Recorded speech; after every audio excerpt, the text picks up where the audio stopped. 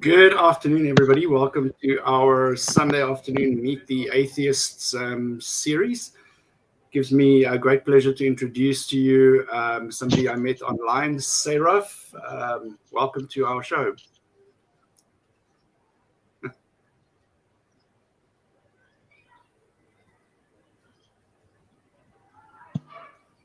think there's a bit of a lag, but I'm sure we'll get the gist of it. Can you hear me?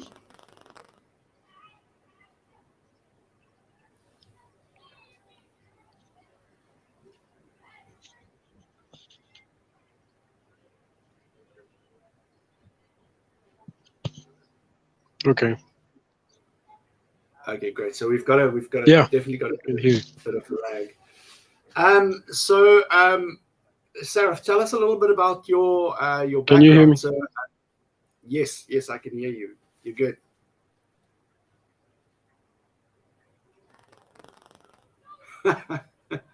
Yeah. So, um, as I was saying, tell us a little bit about your background. Did you grow up in a religious environment, and what was it like Okay, so dur- I'm a during your Zambian, formative years? and I live in the capital city, which is Lusaka.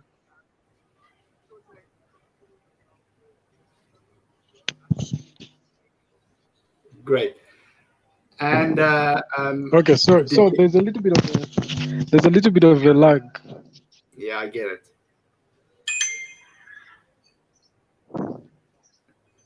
So I got your question. I don't know if I can answer it now. Yeah, go for it. Okay, so I'm a Zambian by nationality, and I was born in Lusaka, which is the capital city of Zambia. I am a graduate student from the University of Zambia, and I'm currently working for some local government-owned bank. Aside from that, what I do to pass off time is I like to consider myself a science educator or popularizer. I go out of my way to just help propagate a love for science and philosophy in Zambia. I don't think the way I do it though is since Zambia is not be overly condescending, but try to, if you can get people to appreciate science and philosophy, then that could be a good start for them to question certain ideas that they hold dearly. So that's pretty much a little bit about myself. Hmm, amazing. And your background, did you grow up in a religious environment? Did it influence you at all? Yeah, so I did grow up in a religious environment, and Me too. dad is actually a pastor, and he used to somewhat run a partnership church with his friend. So I think I was Yeah. born and bred inside religion, and to a large degree it still does influence like how I approach a lot of things. I wouldn't Yeah. say I've completely washed it down. Yeah, but I did grow up there. Yeah. It's always the pastor's kids, eh? Yeah. Yeah, it's crazy. Yeah. And tell me, what was the turning point? Was there a specific moment where you realized, hey, look, this is a big con, or was it a gradual process of just letting go bit by bit? It was gradual, but when it happened was, so you remember when COVID first broke out? That was Yeah. 2019. And Yeah. then universities went on lockdown. After Uh-huh. that, we were sent home. So there was no schooling, no congregational meetings, no work. You just have to stay home. So I had to pick a hobby, and I opted to pick ideas that I felt questioned my religious beliefs. And I picked two major topics, which was evolution and the Big Bang theory. I wanted to Yeah. understand them from a point of view where I could explain them to somebody. And this was all in efforts to kind of strengthen my faith. But Yeah. along the way, I realized something. I was like, if these ideas make so much sense, why are religious people so opposed to them? Where is the issue here? So I decided to start watching lots and lots of YouTube videos. That led me to voices like Richard Dawkins, Sam Harris, Christopher Hitchens, Sean Yeah. Carroll, all these people. And then I felt like my eyes had just opened up because there was a debate that was being had, and I didn't even know that people were having these conversations outside religion. You know? So for me, that Yeah. was really the turning point because that cast doubt on everything else. Yeah. Yeah. It's amazing. It's like you know, you always find that especially in our African cultures, there are certain things that are sacred cows that people Yeah, never discuss. You know, they never yeah, question them, and I think religion is exactly. one of those things. Yeah, yeah, yeah, Yeah, and especially if you come from like a very fundamentalist religious organization where yeah. criticism is not taken lightly. It's something else. So that was pretty much the breakdown. And when I started reading people like Richard Dawkins, I read The God Delusion. I think that Uh, broke the camel's back. Yeah. And then from there it was downhill, you know what I mean? Yeah. Yeah. yeah, it's you know, I always say to people, it's like if you it's like when you know how they make sausages, you know, Yeah. it's like you don't you lose your taste for them because it's a gruesome process, you know. So it's like anything in a Yeah. butcher, you know, there's a difference between seeing an animal running out there and seeing the food on your plate, but the process to get there is brutal. Yeah, yeah, yeah. It's You like did mention and I a think couple. that's No, no, go ahead. and I think that's why I wanted to say, and I think that's why vegans tend to show us gruesome videos about factory farming because those automatically start making you think like, why am I inducing Exactly. suffering and stuff like Exactly. Yeah. Yeah. You mentioned a couple of authors and public speakers like Richard Dawkins, Sean Carroll, Christopher Hitchens. Um, you know, was there any specific organization or person that was influential, or was it you know, just basically a smorgasbord of all the information that you consumed that you know, that sparked your interest in this? that. I think it was more than that because one of the persons that kind of stood out for me when I started listening to these people was Christopher Hitchens. And that's easy to understand because he was funny, he was easy to like, he was so sarcastic in a funny way. And he had this voice that would just draw you in and force you to listen, you know what I mean? So for Exactly. me, he really stood out. And he was, I think Yeah. I read his book first before I read Richard Dawkins, but it was a little hard for me to distill here and there. But he stood out for me more. And because of that, I Yeah. felt the need to like develop this type of thinking where you probe for yourself, ask questions, and doubt. Because he always tried to emphasize that if you doubt, it's like a window to information. It's like doubt is the beginning of Exactly. knowledge, you know? Yeah.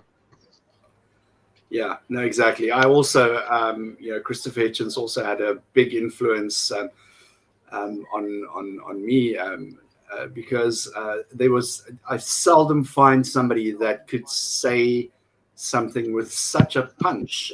You know, he was just a master of the English language, and the way that you know, he formulated a lot of his arguments, they just left the religious people speechless and with with very little to Yeah. say. Yeah, yeah. It's Yeah. And you know, he had, I love, yeah, I when I encounter intelligence in the universe in any form, you know, be it another person or you know, I relish it, you know, because we're living on a planet full of fools at the moment. Everybody is just yeah. Yeah. they they like sheep, you Ah, know, so it's it's yeah. like chasing sheep down the road. Yeah. That's true. Yeah.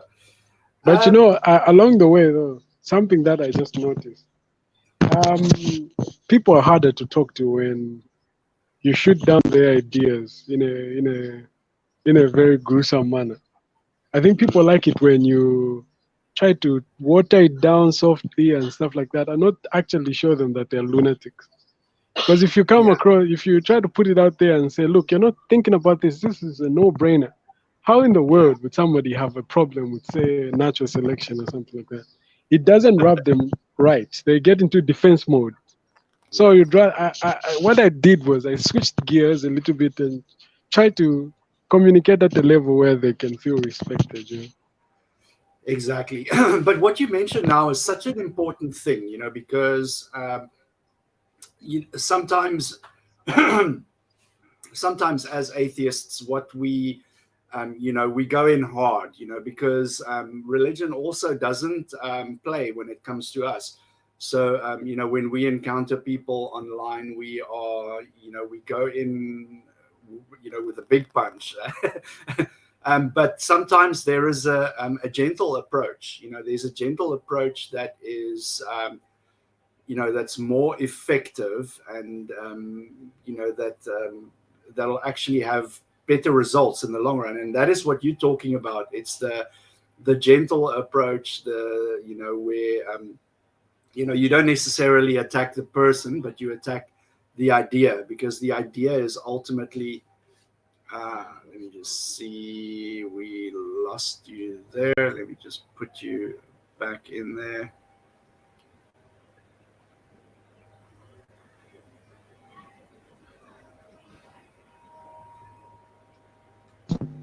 Sorry, my network became so terrible. Can you still hear me? No, it's fine. It's fine. I understand. So we're back. So as I was saying, is I love your approach, because it's the gentle approach. It's not like me. I will go in there like a bull in a china shop, but Yeah. you've got the gentle approach, and because sometimes it's important that people understand that we don't attack them. It's not an issue that we have with them as people, Yeah, but it's it's the ideas. ideas. It's the ideas that they are holding that deserve scrutiny and evaluation. And I really love that approach. That approach of Yeah. yours. And it's actually hard to draw the line between, for these people to draw the distinction that you're not actually criticizing them as human beings. It's the Exactly. ideas that they hold. It's very hard. Yeah. It's because religion has become an identity. It becomes people. People don't think of themselves as people who happen to be Christians. They think of themselves as Christians who happen to be people. So when you attack Yeah. the ideas, they take it very Exactly. personally. It's almost like if you say something bad about Adam and Eve, it's like you attacking the grandfather and the grandmother. Yeah, yeah, yeah. I mean, that kind of reminds me. I once had a conversation with a friend. We're talking about Noah's Ark, and then what I was trying to bring out to him was, although I was doing it in quite a funny way, I was just trying to show how unreasonable the story is if you start asking very petty questions, like Yeah, yeah, how did you get all the polar bears in? Because the whole yeah, premise of the story is that every living species that we have now survived yeah, because it was preserved. So like, how yeah. did you get all these types of bacteria and stuff like that? Then it was like, no, you know what? It doesn't matter. That's a necessary detail. All you have to know is that it just happened. Exactly. Yeah. So there's all such things. I I want to know who was working on the boat. Because they're gonna need a lot Yeah. of people to clean all that poop. And yet there were just 7 people, like 7 people. 7 people And that cleaning is all the animals. and I mean we can't even consider the wives because the job was really tedious and needed a lot of hands. Exactly, exactly. Yeah. So, Seiraph, let's talk a little bit about activism. Like I saw your YouTube channel, and I see the type of ideas and things that you're putting out there. And you also Yeah. mentioned earlier science education. Is there any type of activism that you are involved in? Because what we're seeing now across Africa is young people who feel passionate about these ideas, and they're getting involved in various different forms. I mean, there are people in Nigeria who also, there's this guy, Gabenga Adewayan, He does Yeah. interviews exposing witches, witch hunters and charlatans and things like that. But like I said, are you involved in anything like that? Yes, I do some like activism here and there. In the past, like about a year ago, if you go back down to my channel, you could see that I Yeah, was really criticizing like the religious status quo and how it's like. yeah, But I yeah, opted to use a more subtle way, which is yeah, getting people to appreciate uh, clear thinking, science, and philosophy. yeah. Because if you get them to that place, it will be easier for them to make the transition, as opposed to when you start right Exactly. at the core, you just criticize the ideas that they hold dear.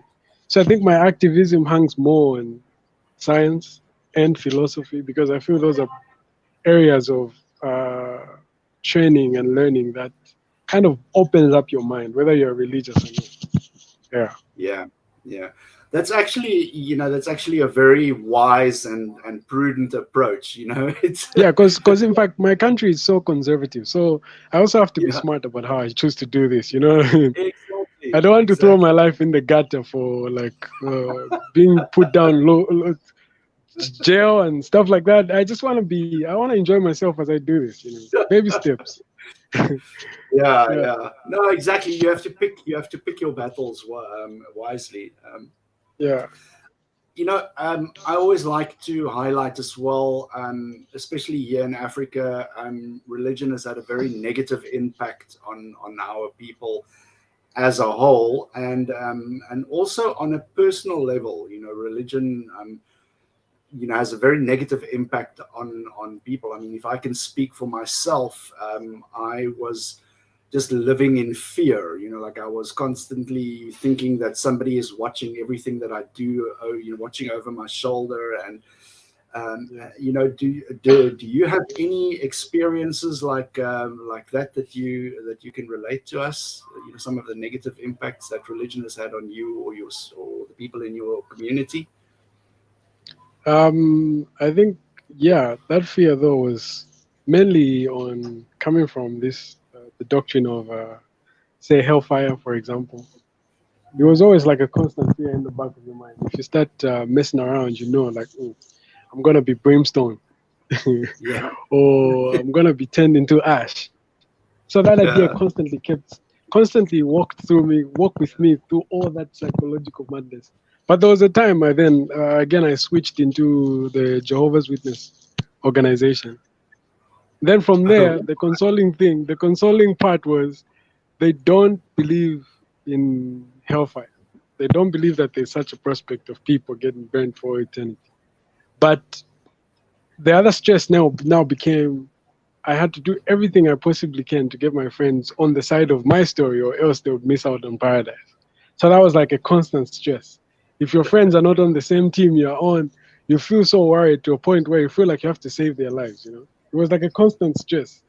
And then at the end of the day, when all these things came crumbling down, you look back and just go like, what was really going on? Because it's yeah, like now your eyes have, it's like now you can see with full clarity just how you are getting it all wrong. yeah, yeah.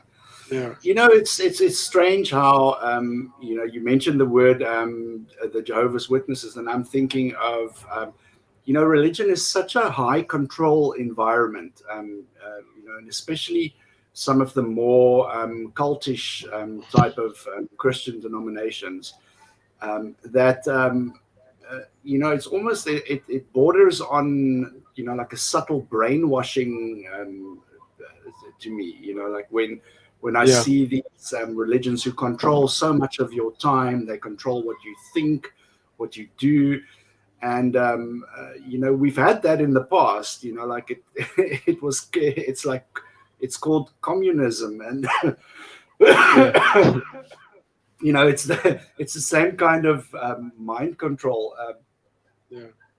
So now after the fact, when you reflect back to your journey, what would you say to young Seiraph before you started this journey? If you could just say like maybe one or two sentences, like wake up. Okay, so what I would say to young Seiraph is, I think a quote perhaps that I got from Hitchens when he said, Yeah, "There's enough room in the grave for silence. yeah, Now is not the time for you to be quiet. Use that time yeah, to probe further, use it for argumentation, use it for research." So what I would tell like a young Seraph would be, don't be scared to have certain conversations. There is no conversation that should not be had, and there is no yeah. book that should not be read. And I would also Mm, say, ask the petty why question for yeah, every concept. It's like the Socratic method, you know. Always ask yeah, why. Why is this like this? Why is this like this? Why is this like this? Why is this like? And that would take you to lighter places, you know. So I would say, question, read, and research. Yeah, that's what I would tell a young Sarah. yeah, yeah. Amazing. No, it does my heart very good. When I find young people like yourself who are so passionate about things like critical thinking, and who are don't make any apologies to speak their mind, because older people like me, we grew up in a culture and a society where things like religion were considered authorities, like the same kind of authority that you would expect from your parents, and we dared not question it. So I wasted like the first 40 years of my life in this stupid religious environment. And when I see young people now wake up so early in life, like I said to myself, Yeah, damn, it's an amazing change that's happening in our society, where it's just this freedom that people have to access information and to learn. Like 30, 40 years ago, when people wanted to learn something, they had to go and sit in a library and spend hours and hours researching and learning from books. But you guys have got it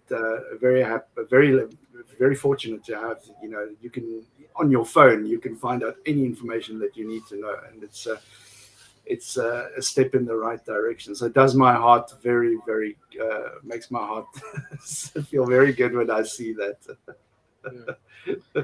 I think I would I should perhaps also have you on my channel because I'd also like to hear your story and your journey. You know, Yeah, of course, one of these anytime. good days, I should bring you on. No, just you've got my email and everything. Just reach out to me and we'll set it up. All right. So, I want to thank you very much for being so generous with your time, for meeting up with us, and just telling us a little bit about yourself, and what it's like being an atheist in Zambia. So, I am going to put the links to your YouTube channel and everything in the description, and Okay. yeah, we'll keep in touch. Like it's great to create. What I'm passionate about is building communities of atheists, because the people use this as one of the things that keep you inside a religion, is because when you leave the religion, you feel that there's going to be no community. Everybody is going to be believers, and you're not going to have any friends or any. So we create these communities just to have spaces where people can express themselves and connect with other people. And for example, if you are having a Christmas where you have 20 of your family members going like, yeah, they'll pray for you, and you're sick Yeah. and tired of it, at the end of the day, you know where to find some people who also think like you. And Yeah, and yeah, and, and and and I would just like to like commend you for that because when you're leaving this organized religion, you're very nihilistic. You feel alone, exactly, and there's no community.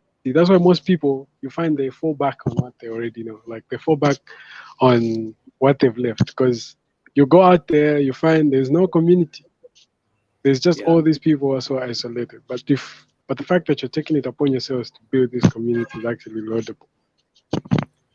yeah, amazing.